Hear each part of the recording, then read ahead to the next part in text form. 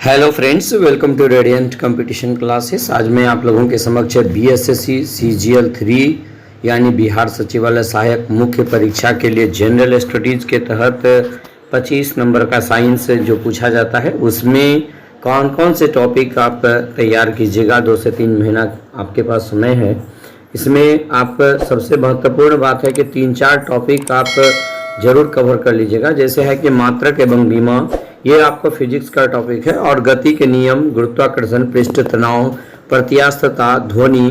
प्रकाश, विद्युत चुंबकत्व, नाभिकीय ऊर्जा आदि, ये सभी भौतिकी के टॉपिक आप जरूर कवर कर लीजिएगा। यहाँ से प्रश्न आता ही है। यानी कि जनरल स्टडीज़ में आपको पता होगा सिलेबस के 25 नंबर का साइंस और 25 नंबर का मैथमेटिक्स रहता है। इसके पहले वाले वीडियो में मैं मैथमेटिक्स कहाँ से बनाए, कौन कौन से चैप्टर पे कमांड करें, उसके बारे में बताया था। आज मैं जनरल स्टडीज़ में कौन कौन से चैप्टर आप फिजिक्स में कंप्लीट कीजिएगा, केमिस्ट्री में और बायोलॉजी में, साथ ही साथ पारिस्थितिकी में कौन सा चीज़ कीजिएगा, उन तमाम चीज़ों के बारे में आप लोग को हम बताने वाले हैं। तो फिजिक्स में मैं आपको बता दे रहा हूँ कि ये मात्रक और बीमा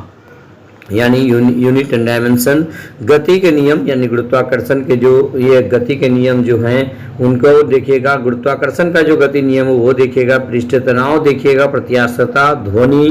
प्रकाश, विद्युत चुंबकत्व और नाभिकीय ऊर्जा, ये 5-7 टॉपिक यदि आप बहुत बेहतर से तैयार कर लेते हैं फिजिक्स में तो आपको कहीं भी प्रॉब्लम होने की कोई बात नहीं होगी। यानी मैक्सिमम प्रश्न आपका कवर हो जाएगा दोस्तों। उसके बाद देखिएगा केमिस्ट्री की बात यदि करें तो केमिस्ट्री में भी बहुत सभी चैप्टर को नहीं करना है,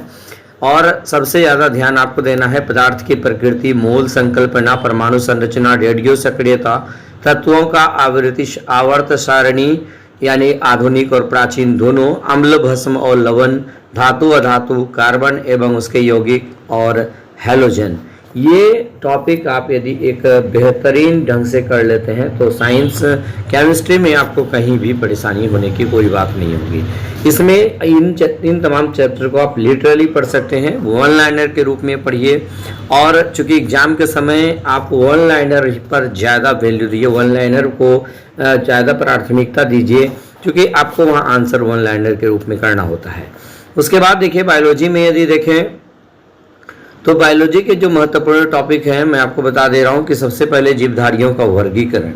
सूक्ष्म जीव, कवक एवं पादप जगत, कोशिका विभाजन, आप इसको बहुत अच्छे से कीजिएगा, कंकाल तंत्र बहुत अच्छे से कीजिएगा, और मांसपेशियां, पाचन तंत्र को आप देखिएगा बहुत अच्छे से कीजिएगा, परिसंचरण तंत्र, तंत्रिका तंत्र, और ये ग्लैंड्स जो है जहाँ से निश्चित रूप से 2 सवाल पूछा ही जाता है,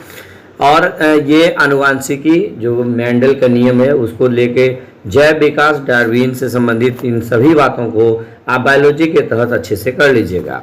मैं आपको बता दूं कि इसके अतिरिक्त अभी सर्वाधिक हॉट टॉपिक जो माना जाता है, सबसे ज़्यादा जो पूछा जाता है, पर्यावरण एवं पारिस्थितिकी। आप पर्यावरण एवं पारिस्थितिकी का गूगल भी कर लीजिएगा तो आपका बहुत सारा मैप, ये बहुत सारा जो प्रश्न जो है आपको मिल जाएगा। विज्ञान और प्रौद्योगिकी में खास करके इसरो का कार्य प्रणाली, इसरो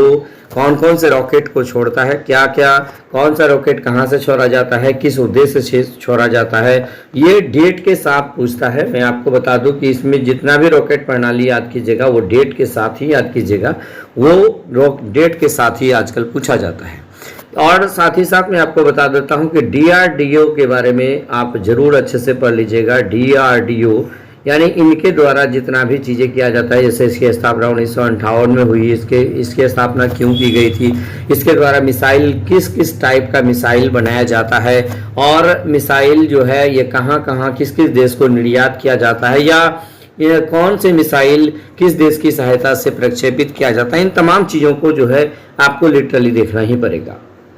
उसके बाद देखिएगा साथ ही साथ प्रमुख अंतर्राष्ट्रीय और राष्ट्रीय वैज्ञानिक संस्थाएं, जैसे साहा परमाणु अनुसंधान केंद्र कहाँ पर है, तो इस प्रकार जितना भी राष्ट्रीय और अंतर्राष्ट्रीय परमाणु संस्थाएं हैं, खासकर न्यूक्लियर रिएक्टर से संबंधित जितनी भी बातें हैं, उन सभी चीज़ों को भी आप एक बार बहुत अच्छे से देख लीजिएगा, राष्ट्रीय स्तर का भी और साथ ही साथ अंतर्राष्ट्रीय स्तर का वैज्ञानिक संस्थाएं आप जरूर देख लीजिएगा। साथ ही साथ इस पार्ट में आपको कंप्यूटर के भी कुछ सवाल पूछे जाते हैं, और इसलिए कंप्यूटर के भी महत्वपूर्ण सवाल सवाल को आप जरूर देख लीजिएगा। खास करके मैं आपको बता दूं कि हार्डवेयर सॉफ्टवेयर से संबंधित, मेमोरी से संबंधित, लैंग्वेज से संबंधित जितने भी प्रश्न हैं उन तमाम प्रश्नों को कंप्यूटर का आप अच्छे से कर लीजिएगा। यहाँ से प्रश्न आता ही है,